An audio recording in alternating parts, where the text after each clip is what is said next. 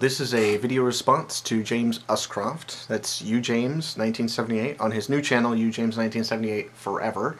For those of you who are not subscribed, his channel will be linked in the down below bar. Please subscribe. As will be the link to the video that I'm responding to. First off, I wanted to give you credit for your for expressing your opinion. You know, you showed, courage in expressing your opinion. So James, I'm not nearly as popular as you, or definitely not as popular as Richard Coughlin, but I thought I'd respond anyway, just because it's your arguments seemed very they didn't really seem to have a whole lot of substance behind them. They seemed to be more emotional. It seemed more like your main argument was, I want free will to exist, therefore fuck you for trying to take it away from me. And to me that really seems like a theistic argument. I want God to exist, and fuck you for trying to take it away from me, you dirty atheist. You talked about the main points of your channel being to support freedom, individuality, and the right to choose. And I don't think that determinism necessarily gets rid of any of those things. I think you can be for freedom, for individuality, and for the right to choose. I think choice is not the same thing as free will. We make choices based on the things that we desire, or the things that we require. You're not going to go after something if you neither require it nor desire it. So you said that basically determinists, the psychology behind wanting to believe in determinism is the same as wanting to believe in a religion. Is that it's that need to have an answer for something, and I really don't know where you get that. I don't think. I mean, I'm gonna disclaimer here. I'm not a philosopher. I've never taken a philosophy class. I've never read a philosophy book. I'm just somewhat interested in particularly the topic of free will and determinism, and I've read a little bit of it online, and I've watched some seminars on YouTube and whatnot. So I mean, I'm pretty much a layman, but it's something that interests me enough that I've looked into it enough. But I'm not real keen on terminology and stuff like that. But I don't see how determinism gives any answers, really, because even if the universe is, there is a, some kind of determination to the universe. There's, that if you're going to make a choice, you were inevitably going to make that choice. There's still really no way of knowing until you've made that choice what that choice was going to be. There's no way of knowing what your options are going to be until you make that choice. It provides a need to know in the sense that it gives a bit of explanation as to why certain people do certain things, but it doesn't give you that need to know in the sense of knowing every possible outcome. And it seems to me like that's what you're trying to imply. Also, it's very sort of condescending, maybe insulting, I don't know, for you to sort of decide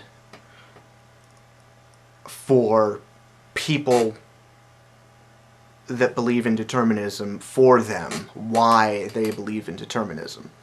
Now I understand that, you know, it could possibly be right, but the thing is you don't really make a very strong argument for it. You're like I said before, your main argument is, I want free will to exist, therefore fuck you, which there's not a whole lot of substance there. Actually, there's no substance there. It's not an argument at all.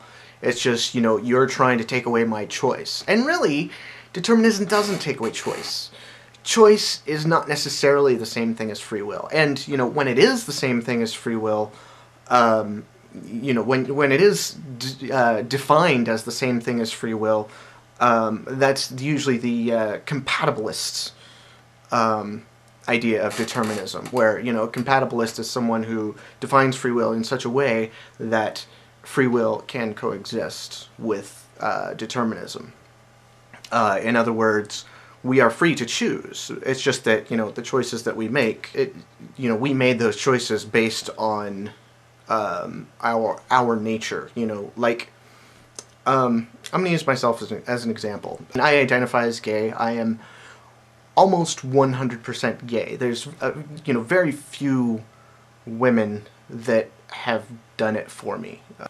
I would not choose to get into a relationship with a woman unless there was something in my environment, such as being a part of a fundamentalist Christian sect that, you know, severely frowned upon homosexuality. I would not choose to be in a heterosexual relationship. Now, I did experiment a little bit with heterosexuality, but that was more to find out if it was something that I would desire, and it was not. And, you know, after doing that, you know, experimentation, I've basically figured out that, you know, okay, that's just not for me, and I'm gonna wind up with a guy, and I did, and we've been together for 7 years.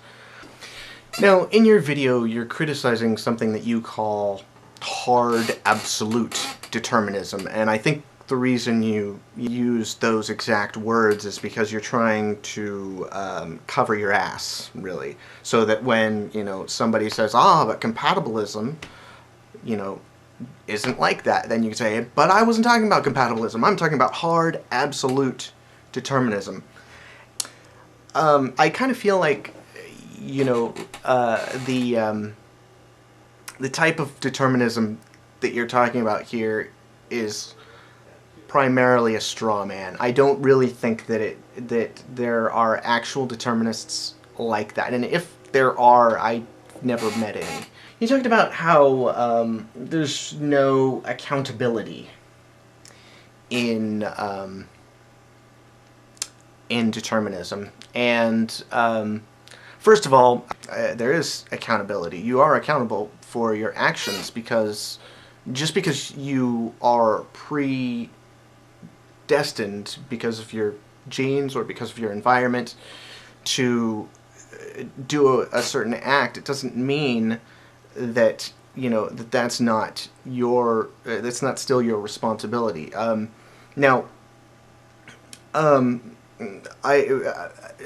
But I kind of have a problem with the whole accountability thing altogether, because most people that talk about accountability, they, you know, sort of speak in these terms of justice. And while I do think that, you know, the word justice, you know, there are a lot of positive things that can be equated to the word justice, I kind of think that most people, when they use the word justice, they're using it to put a positive spin on vengeance. Now, you said in your video, you know, even, you know, after talking about hard absolute determinism, you said that, you know, even the softest forms of determinism offer no choice, and that's just flat out wrong. It's extremely wrong. Choice, like I said before, is, you know, what we desire or require to do. You're not going to, I'm not going to bash a hammer on my finger, you know, unless it's something that, you know, maybe I'm, you know, it turns me on sexually, or it's something that, you know, maybe I'm just doing it to prove a point. If I'm, you know, like, you know, trying to prove that I do have free will, but, you know, that's, again, that's, you know, that has to do with what I'm, you know, what my influences are, and it's still something, even though it will cause pain, it is something that I'm desiring, because I'm desiring to prove my point, that I can actually do it.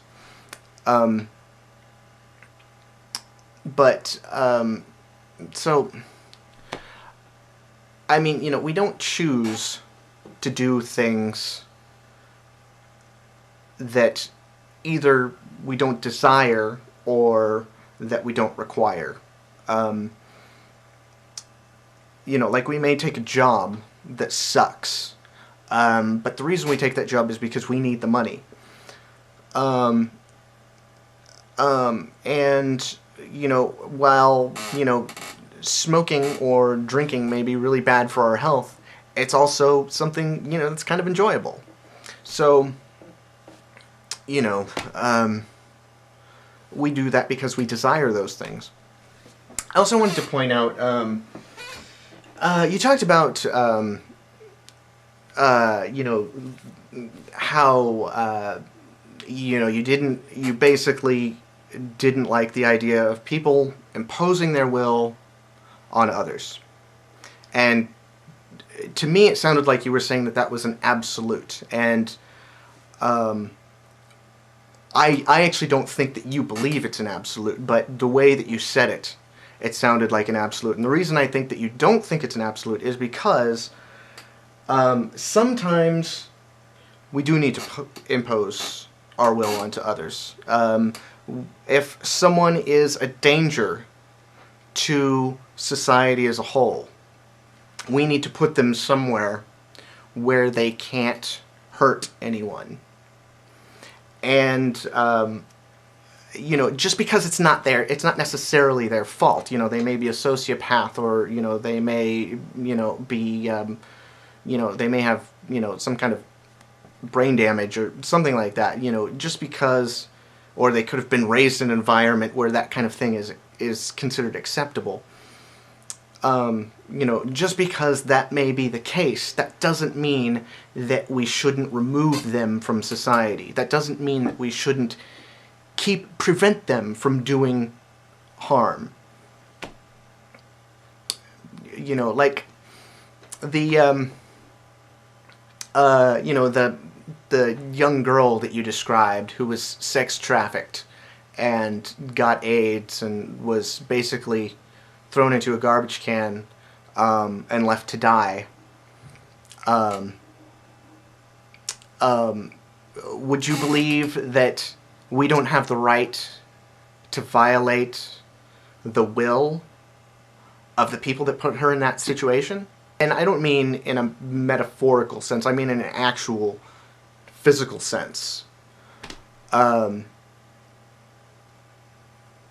You know, because, you know, really that's all that matters. It doesn't really matter, you know, whether free will exists as a concept or whether it exists as some actual force in the universe.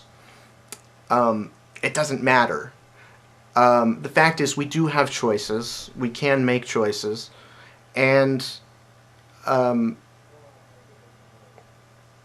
you know, when people make choices that are harmful to other people, we have to remove them from society. And, you know, that's just the way it is. So, yeah, I hope that handles the issue. If not, send me some messages if you need me to explain myself a little bit better, but yeah, that's pretty much it. So, James, it was nice talking to you, even though I'm actually staring at my camera right now, but yeah, and I hope to see more videos from you, and I will talk to everybody else later.